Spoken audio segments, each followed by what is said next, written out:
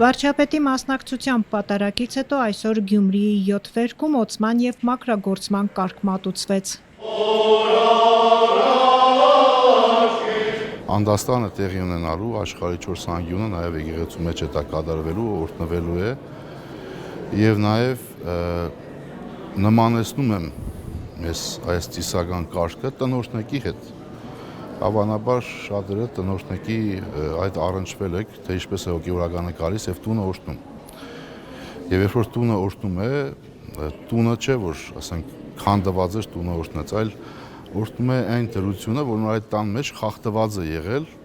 եւ այդ դրությունը վերականգնելու համար է օրհնությունը կատարվում, դրա համար նաեւ օրհնվում է տան տարերը։ Պատարակից առաջ թեմի հոգևորականների կողմից կափարակնիկված սենյակներ տեղափոխված եկեղեցու գույքը արդեն իր տեղում էր։ Աթոռները, որի վրա թեմի առաջնորդն ու քահանաներն էին նստում արարողակարգերի ժամանակ, նաեւ պատարակ մատուցելու համար անհրաժեշտ սպասքն էին հրաժարվել տրամադրել տեղի հոգևորականները, ինչպես բնորոշել էին կեղծ պատարակի համար։ Երեկվա պատարակին եկեղեցում անգամ մոմ չէր վաճառվել։ Թեմի հոգևորականների նման մոմավաճառները եւս բոյկոտել էին իշխանականների ու կաթողիկոսի հրաժարականը պահանջող եպիսկոպոսների մասնակցությամբ պատարակը։ Այսօր արդեն եկեղեցում մոմեր էին վառված։ Եկեղեցու երգչախումբը եւս հրաժարվել էր ներկա գտնվել եւ պատարակի եկածներից մի քանի հոգի էին կարողացել գտնել, որ պատարակին երգեցին առանց երգեհոնի։ Վարչապետի մասնակցությամբ այս պատարակին եւս զեղչվեց կաթողիկոսի նաեւ թեմի կալանավորված առաջնորդ Միքայել arczepiskopos Աջապահյանի անունը։ Շիրակի թեմի քահանաները հրաժարվել էին Փաշինյանի նախընտրած ձևով պատարակ մատուցելու, դա նրանց փոխարեն արեց Արմավիրի թեմի քահանան։ Սակայն Շիրակի թեմի երիտասարդաց միության անդամներ Տաթև Սարգսյանն ու Մայա Ղազարյանը կարողացել էին հնչեցնել եւ կաթողիկոսի եւ թեմի առաջնորդի անունները։ Ամենայն հայոց տյարն կարեգին սրբազնագույն կաթողիկոսին Վերյակ ենք, որ գալու են բղծել մեր սրբությունները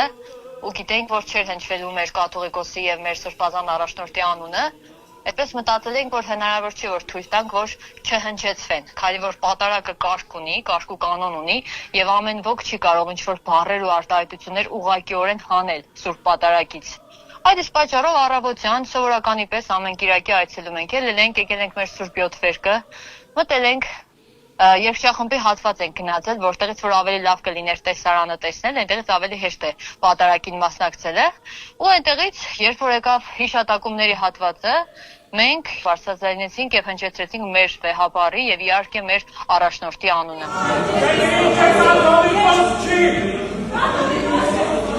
Այդ մարդիկ ներքևից նայում են վերև ու չգիտեն, թե նույնիսկ որտեղից է գալիս ձայնը։ Հենց դա այդ Սուրբ 7 վերքի զորության մասին է խոսում, որ Սուրբ 7 վերքը այնպեսի կառուցվածք ունի, որ նույնիսկ նմանացի դեպքերում կարող է պահպանել իր հավատավոր ժողովրդին։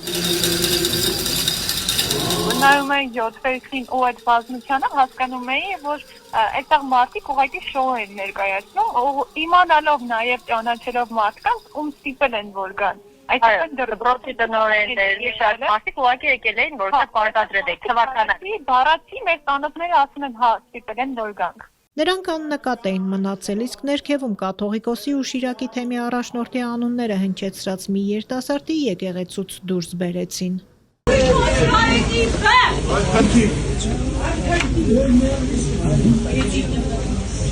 Շիրակի թեմի առաջնորդանիստ եկեղեցին երեք բոլոր կողմերից շրջափակված էր բազմաթիվ ոստիկանների ու անվտանգության աշխատակիցների կողմից, սահմանափակված էր մարդկանց ազատ տեղաշարժը։ Չի կարելի իսպես բան արել։ Չէ,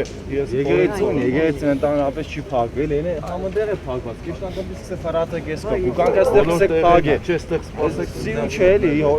իրոք սիրուն չէ։ Նիկոլ Փաշինյանը երկրաշարժի զոհերի հուշարձանին ծաղկեպսակ դնելուց հետո գնաց 7 վերք եկեղեցի։ Հենց այդ պահին հուշարձանի հարևանությամբ գտնվող ամենափրկիչ եկեղեցում Շիրակի թեմի հոգևորականներն էին մատուցում պատարակը, որը ի սկզբանե ծրագրել էին անել 7 վերքում։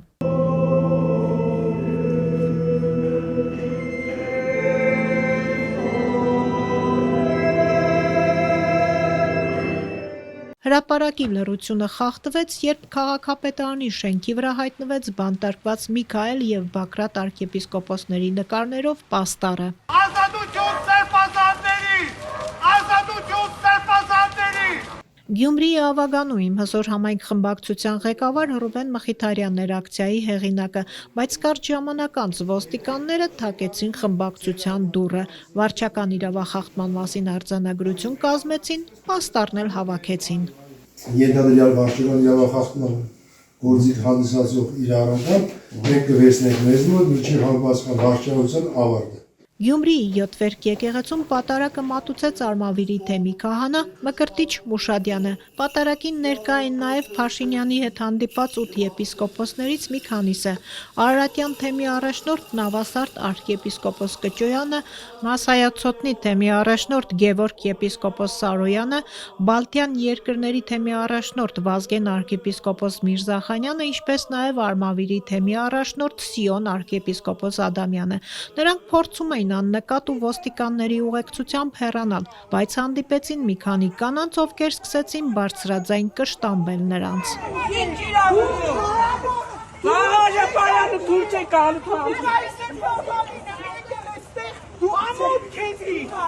Ըստ կանոնագրքի այլ թեմից հոգևորականը պատարակ կարող է անցկացնել, երբ դա թույլատրում է թեմի առաջնորդը։ Միքայել Սրբազանը սակայն ոչ միայն չէր թույլատրել, այլև նախազգուշացրել էր, թե մեջբերեմ հարյուրապատիկ խորշելի եւ զազրելի այն տիրադավ հոգևորականը, ով կտրվի Հուդայի գայթակղությանը եւ ազատազրկված իր եղբոր կամ հոր կանոնական տարածքում